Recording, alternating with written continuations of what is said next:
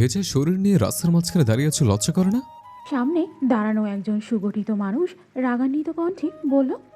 কথাটা শুনেই বর্ষার মেজাজ খুব গরম হয়ে গেল। সামনে দাঁড়িয়ে থাকা লোকটির দিকে তাকিয়ে এসে ভ্রুকুটি করে রাগে তার ঠোঁট কামড়ে ধরল। কঠিন গলায় লোকটি আবার একই প্রশ্ন করল। চুপ করে আছো কেন? এই বৃষ্টি ভেজা সন্ধ্যা রাস্তার মাঝখানে দাঁড়িয়ে কি করছো? মাথার উপর বৃষ্টি, অন্ধকারে এই মানুষটির জিজ্ঞাসাবাদ। বর্ষা লোকটার দিকে তাকালো। অন্ধকারের কারণে তার মুখ দেখা যাচ্ছে না, বোঝা যাচ্ছে সে বেশ লম্বা, পরিবারের সবচেয়ে ছোট মেয়ে। কেউ তার সাথে উচ্চস্বরে কথা বলে না, অথচ লোকটা বেপরোয়াভাবেই এই লোকটা ধমকাচ্ছে তাকে। সন্ধ্যা 7টা বাজে। তারা কোচিং সেন্টার থেকে বাসায় যাচ্ছিল। হঠাৎ বৃষ্টি শুরু হলো। ঠান্ডা বাতাসে শরীর কাঁপছে। রাস্তার দোকানপাট বন্ধ। ঝড় আসবে টের পেয়ে দোকানিরা ঝাঁপ বন্ধ করে চলে গেছে। মাহিরা, ওহিত আর নিতু একটা দোকানের সামনে ফাঁকা জায়গায় দাঁড়িয়ে আছে। এই জায়গা থেকে 2 মিনিট হাঁটলেই একটি বাগান। রাস্তা দিয়ে যাওয়ার সময় মাঝে মাঝেই ডাকাতরা ধরে বাগানে নিয়ে যায়, এমনটাই শোনা গেছে এলাকায়। বর্ষা বৃষ্টি পছন্দ করে। বৃষ্টি হলেই সে ভিজে। কাঁচা রাস্তাগুলো বৃষ্টির পানিতে প্লাবিত। গর্তে পানি জমে এই রাস্তাগুলো কাদামাটিতে পরিণত হয়েছে। আকাশে বজ্রপাত নেই, বৃষ্টি পড়ছে। হঠাৎ তার পেছনে একটি গাড়ি এসে থামল। আরেকজন অপরিচিত ব্যক্তি ছাতা নিয়ে গাড়ি থেকে নেমে গেল। লোকটির মনে হয় ভদ্রতার ন্যূনতম বোধের অভাব রয়েছে। বৃষ্টিতে ছুটে আসে মাহিরা, লোকটির উদ্দেশ্যে বলল। কেউ এভাবে গাড়ি চালায়? আর একটু হলে তো দুর্ঘটনা হয়ে যেত। লোকটি তার আঙুলে তুড়ি বাজিয়ে বলল। হ্যালো, আমি গাড়িটা তোমার বন্ধুদের সামনে আনি নাই। তোমার বন্ধু আমার গাড়ির সামনে এসেছিল নিজে মরতে চাইলে অন্যের গাড়ির নিচে যাক। লোকটির কথা বর্ষার কাছে খুবই অপমানজনক মনে হলো। সে ভ্রুকুটি করে মাহিরার কানে কিছু বলল। ফিস ফিস করে জবাব দিল মাহিরা। বড় অসভ্য, লোকটাকে শিক্ষা দেওয়া উচিত। অন্ধকারী লোকটার মুখ দেখতে না পারলেও বর্ষা তার উচ্চতা আন্দাজ করল। হঠাৎ রাস্তার ধারে বসে একগুচ্ছ ভেজা মাটি হাতে তুলে নিল সে। ছুড়ে দিল লোকটার বুকে। আগন্তুক আটকে উঠল, চিৎকার করে বলল। হোয়াট? তুমি এটা কি করেছো? বর্ষা তার বন্ধুদের সাথে দৌড়াতে থাকে। 4 নারীদ্বয় অন্ধকারে অদৃশ্য হয়ে গেল। শুভ্র গাড়ির ভেতর থেকে বলল। এই অব্র, চলে আয়, আর কতক্ষণ দাঁড়াবি? অভ্র তার চোয়াল চেপে ধরল, গাড়িতে বসে বলল। এই কাদা শরীর নিয়ে বাড়ি যাবো না। এত বছর পর দেশে এসে এই কাদা মাখা অবস্থা দেখে বাড়ির লোকজন অনেক প্রশ্ন করবে। আমি এর চেয়ে ভালো কাজ যাবো। শুভ্র জিজ্ঞেস করল। তাহলে এখন কোথায় যাবি? কেন? তোর বাড়িতে। বারান্দায় বসে বৃষ্টি উপভোগ করছে তিন্নি। বর্ষাকে গেট দিয়ে ঢুকতে দেখে দৌড়ে তোয়ালি নিয়ে নিচে এলো। বেল বাজতেই সদর দরজা খুলে দিল তিন্নি। তোয়ালিটা বাড়িয়ে বলল। তুই দেখেছিস বৃষ্টি হচ্ছে, তবুও ভিজে এলি কেন? বর্ষা তাকালো, সাথে সাথে মুচকি হেসে বলল। ভিজেছি কি আর সাধে আপু? কোচিং সেন্টার থেকে বের হয়ে মোল্লার দোকানে এলাম আর প্রবল বৃষ্টি শুরু হলো। তখন কি করব, তাই ভিজতে হলো। এছাড়া রাস্তায় একটি ঘটনাও ঘটেছে। তিনি নিজেই তোয়ালি দিয়ে বর্ষার মাথা মুছতে বলল। কি হয়েছে? হাসি মুখে ঘটনাটি বলল বর্ষা। তিনি রাগ দেখিয়ে বলল। লোকটা ভালো কথাই বলেছে, তোর এটা করা উচিত হয়নি। কিভাবে ভালো বলেছে? বৃষ্টিতে ভিজছিস, জ্বর হলে বা মেয়ে দেখলে ছেলেরা যদি বিরক্ত করে, এই ভেবেই হয়তো বলেছে। আর তাছাড়া তোকে কতবার বলেছি বড়দের নাম ধরে রাখবি না। মোল্লা নজরুল চাচা কি তোর ছোট? লোকটাকে মোল্লার দোকান বলে গালি দিস কেন? আপু সবাই তো তাই বলে। তুই বলবি না? চেয়ারে বসে আছেন নূর ইসলাম গম্ভীর গলায় বললেন। বৃষ্টিতে ভিজে এসেছো কেন? বৃষ্টি কমলে বা বাড়িতে ফোন দিলে গাড়ি পাঠানো যেত। বর্ষা বলল। আমার ঠান্ডা লাগবে না দাদা, তুমি চিন্তা করো না, শুধু 1 কাপ চা খেলেই হবে। ঠিক আছে, তাড়াতাড়ি রুমে যাও এবং ভিজে কাপড় ছেড়ে শুকনা কাপড় পরো। ঠান্ডা লাগলে সহজে ভালো। তিনি জিজ্ঞেস করলো। রিমা কোথায়? একসঙ্গে কোচিং থেকে বের হোসনি? বর্ষা চলতে চলতে বলল। আসছে পেছনে। বর্ষা স্নান সেরে বাথরুম থেকে বেরিয়ে এলো। তোয়ালি দিয়ে ভেজা চুল মুছতে মুছতে বারান্দায় পা রাখলো। রিমা 2 কাপ চা নিয়ে রুমে এলো।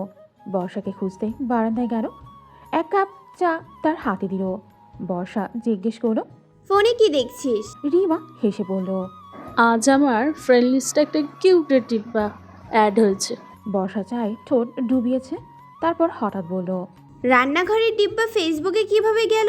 রাস্তা কোথায় পেল? রিমা রেগে গিয়ে বলল, আরে তুই বুঝবি না, কিউটে টিপে মানে একটা কিউট ছেলে। আমি 1 সপ্তাহ আগে রিকোয়েস্ট করেছিলাম, একটু আগে মেনে নিয়েছে। রিমা ফোনটা ধরিয়ে দিল বর্ষার দিকে। বর্ষা না তাকিয়ে বলল, তুই হয়তো এইসব বিষয়ে আগ্রহী, কিন্তু আমি নই। গরম চা থেকে ধোয়া বেরোচ্ছে। চায়ের কাপে চোখ স্থির রেখে বর্ষা মনে মনে বলল, ওই লোকটা নিশ্চয়ই আমাকে বকা দিচ্ছে। মুখটা স্পষ্ট দেখতে পাইনি, যদি পরিষ্কারভাবে দেখতে পেতাম তাহলে পরের বার দেখা হলে সরি বলা যেত। হেয়ার ড্রায়ার নিয়ে দাঁড়িয়ে আছে অভ্র। সে আয়নায় তার প্রতিবিম্বের দিকে কয়েকবার তাকালো। 2বার স্নান করেছে, তবে মাটির গন্ধ শরীর ছাড়ছে না। অভ্র আরও পারফিউম দিয়ে রুম থেকে চলে গেল। শুভ্র নাক ছিটকে বলল, পারফিউম দিলি কেন? ঘর গন্ধ হয়ে গেছে। সাহিল বলল, মনে হচ্ছে 1 বোতল পারফিউম একেবারে শেষ করে ফেলবে। অভ্র বলল। মাটির গন্ধ এখন আসছে শরীর থেকে। শুভ্র জোরে হেসে উঠল, বলল, মেয়েদের সাথে ঝামেলা করতে নাই। ছোটবেলার কথা মনে পড়ে না? তখন মেয়েরা থুতু দিয়ে দৌড়াতো, আর এখনকার মেয়েরা কাদা। অভ্র রাগী গলায় বলল। আমি তাকে ছাড়বো না। সাহিল জিজ্ঞেস করল, মেয়েটা কি খুব সুন্দরী ছিল যে ছাড়বি না? অভ্র সোফার ছোট্ট বালিশটা সাহিলের দিকে ছুড়ে দিল। অভ্র শাহাদাত আঙুল নেড়ে বলল। একদম চুপচাপ। সাহিল মুখ দিয়ে আওয়াজ করলো, বিষণ্ণ কণ্ঠে বলল, একটা সুন্দর এই কাদা ছুঁড়ে গেল আর তুই এই অধমের কপালে বালিশ ছুঁড়ে ফেললি। শুভ্র বলল, তুই আজ বাড়ি যাবি না? বাড়িতে ফোন কর এবং তাদের জানা তারা হয়তো অপেক্ষা করছে। অভ্র সোফায় বসে বলল, দেশে আসবো সেটা কেউ জানে না, সবাইকে সারপ্রাইজ দেবো ভেবে এয়ারপোর্টে তোদের আসতে বলেছিলাম। সাহিল মুচকি হেসে বলল, আর মেয়েটা তোকে সারপ্রাইজ করেছে। খান পরিবারের বড় ছেলে সরফরাজ খান অভ্র দেশে ফিরেছে। তার উপস্থিতি বাড়ির সবাইকে অবাক করে। 8 বছর পর অভ্র সামনে থেকে সবাইকে দেখছে। মা, বাবা, দাদা, দাদি, চাচা, চাচি, সবার চোখে জল। মুহূর্তের মধ্যে খান বাড়িতে উদযাপন এবং খাবার তৈরি করা শুরু হয়। অভ্র যা খেতে পছন্দ করে তাই রান্না হবে আজকের খাবারে। খান বাড়ির দক্ষিণ পাশে বিশাল ফুলের বাগান। বর্ষা চুপ করে বসে আছে। রিমা করুণ গলায় বলল, এত বছর পর অব্র ভাইয়া দেশে এসছে, আমাদের সঙ্গে দেখা করেনি। আমি এটা মেনে নিতে পারছি না। তাছাড়া অব্র ভাইয়া আসছেন, রান্নাঘরে অনেক রান্না হচ্ছে, দেখে তো আমি ভীষণ খুশি। তাই শুধু 1 টুকরো ভাজা ইলিশ চেয়েছিলাম, মা বা চাচি কেউ আমাকে 1 টুকরো দেননি। উল্টে তিনি বললেন, অভ্র না খেলে না খাওয়া পর্যন্ত কেউ পাবে না। রিমা রাগে কপালে থাপ্পড় দিল। অব্র ভাইকে ঘিরে এত আয়োজন, কিন্তু তার কোনো খবর নেই। বর্ষা কর্কশ গলায় বলল। কিছুক্ষণ পর গেট দিয়ে 3টা ছেলে ঢুকলো। সঙ্গে আছেন অপূর্ব, নাহিদ ও তিন্নি। রিমা ভ্রুকুটি করেছে, ভাবুক কণ্ঠে বলল, অব্র ভাইয়া ছোটবেলায় খুব মোটা ছিল, এখন হয়তো স্লিম ফিট। বর্ষা হাসলো, বলল, সে এত মোটা ছিল যে হাঁটলেই পড়ে যেত। কথাগুলো বলার সাথে সাথেই বর্ষার চোখের সামনে টেবিলে শক্ত হাত রাখলো একজন। শব্দটা এতই জোরে হলো যে বর্ষার চমকে গেল। তিন্নি এসে পাশে দাঁড়ালো। অভ্র তার দিকে তীক্ষ্ণ দৃষ্টিতে তাকিয়ে বলল, এই বনু মেয়ে এখানে কি করছে? তিন্নি বলল। ও তো অভ্র তিন্নিকে থামিয়ে বলল, ছোট চাচার একমাত্র মেয়ে, আর তারই বন্য মেয়ে। অভ্র তার কথা শেষ করতে পারেনি, তার আগেই বৃষ্টি ছাড়া তার মুখে পানি পড়ল। টেবিলের ওপর জলের জগ রাখা আছে। অভ্র বারবার তাকে বুনো বলে ডাকছে দেখে বর্ষা জগ ভরা পানি ছুঁড়ে দেয়। তিরস্কারের সুরে বলল তিন্নি, বর্ষা, এটা কেমন অসভ্যতা? সে আমাকে বন্য বলে ডাকছে কেন? অভ্র দাঁতে দাঁত চেপে বলল, গতকাল ও আমার দিকে কাঁথা ছড়েছিল, আর এখন পানি। আগে আমি এটা সম্পর্কে সবাইকে বলি। অভ্র কথা শুনে বর্ষা চমকে গেল। তিন্নি বলল, তোর উপর কাদা নিক্ষেপ করেছে ভাই? অভ্র বলল, হ্যাঁ, গতকাল বিকেলে দেশে আসছে। গ্রামে আসতে আসতে সন্ধ্যা হয়ে গেল। তারপর দেখলাম সে রাস্তার মাঝে দাঁড়িয়ে বৃষ্টিতে ভেজছে। আমি গাড়ি থেকে নামলাম, তাকে বলছি এই গাড়িতে নিয়ে বাসা চলে আসবো, আর সে আমার বুকে মাটি মারলো। সেই গন্ধ এখনো কাটেনি, এখন আবার পানি। ও এত অভদ্র হলো কিভাবে? তিন্নি বর্ষার দিকে তাকালো। সে ভ্রুকুটি করল। রিমা জিজ্ঞেস করলো, তিন্নি আপু, উনি আমাদের। তিনি একবার রিমার দিকে তাকালো, তারপর গম্ভীর কণ্ঠে বলল, অব্র ভাই, আনিসুল হকের মৃত দিঘি ঘাটে এসেছে বর্ষা। বাড়িতে যেতে ইতস্তত করছে। অভ্র ভাইয়ের সাথে অন্যায় করার জন্য তাকে বাড়িতে বকাঝকা শুনতে হবে। রিমা বলল। ক্ষুধা লাগছে, বাড়ি যাবি না? বর্ষা বলল, অব্র ভাই এতক্ষণে বাসায় সব বলে দিয়েছেন।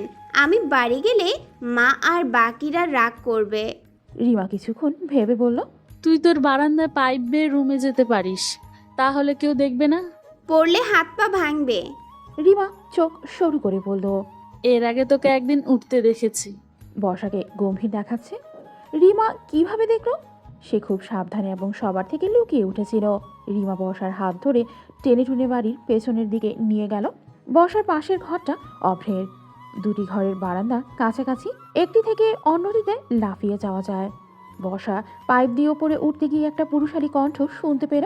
এই মেয়ে, ওখানে কি করছো? সাহিল গালে হাত দিয়ে ওদের দেখছে। পিঞ্চ মেরে বলল, ভাই তোর বোনেরা দেখছি বানর রে। সাহিলের দিকে রাগ করে তাকালো অভ্র।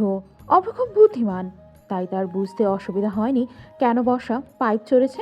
শান্ত গলায় অভ্র বলল। কাউকে কিছু বলিনি, প্রথম দরজা দিয়ে আসো। রিমা বর্ষার হাত ধরে বলল। তাড়াতাড়ি চল। সকলের নাস্তার ব্যবস্থা দেখেই অবাক হয়ে গেল অভ্র। বলল, এত কিছু? মানুয়ারা বেগম বললেন, দাদা ভাই, এখনো কিছু হয়নি। দুপুরে আরো সুস্বাদু খাবার রান্না হবে। অভ্র হাসল।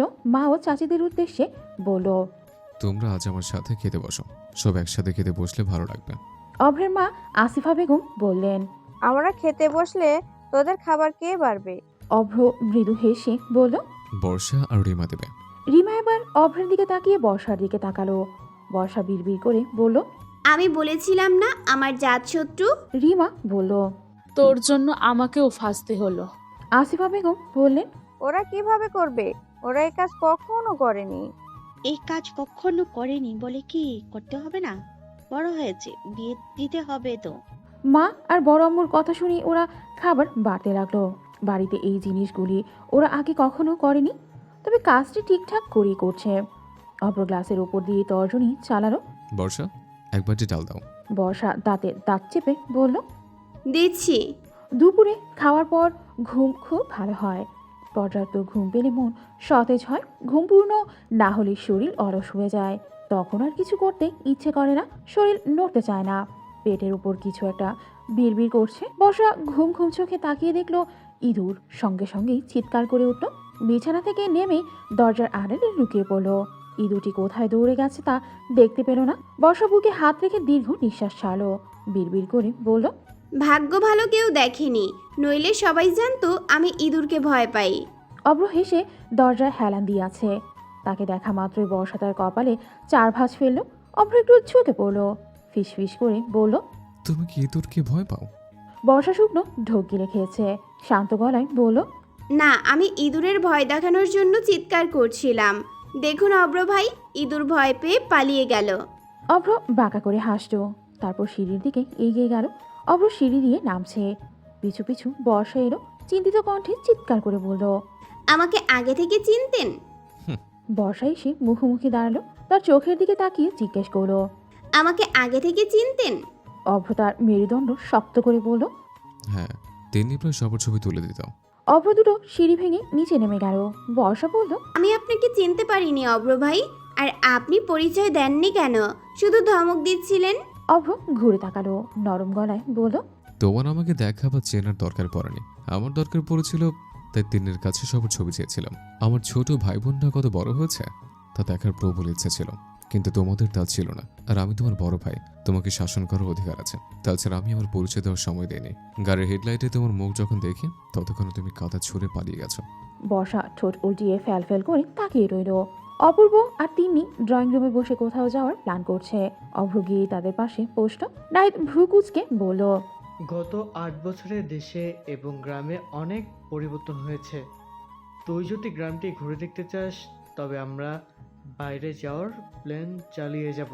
অভ্র ভ্রুকুটি করল। কোথায় যাবে? কোনো নির্দিষ্ট জায়গা নেই, আমি যতদূর যেতে পারি গাড়ি নিয়ে যাব। অভ্র কপালে শাহাদাত আঙুল রেখে জিজ্ঞেস করলো, কোনো বিশেষ জায়গা নেই। তিন্নি বলল, অনেক জায়গায় আছে, একটা জায়গার নাম বললে সেটাই আর যাওয়াই হবে না, তাই উদ্দেশ্যহীনভাবেই বের হব। অভ্র রাজি হলো। বাড়িতে বসে থাকতে তারও একটু বিরক্ত লাগছে। সবাই একসাথে বাইরে যেতে ভালো লাগবে। তিন্নি বলল, বর্ষা, তুই আর রিমা সময় মতো রেডি হয়ে যাবি। যদি দেরি হয় তোদের রেখে আমরা চলে যাব। অভ্র বর্ষার দিকে তাকিয়ে জিজ্ঞেস করলো। আমরা কি শিশু পার্কে যাচ্ছে? অপূর্ব ভ্রু তুলল, বলল। না, কেন? অভ্র সোফায় হেলান দিয়ে বলল।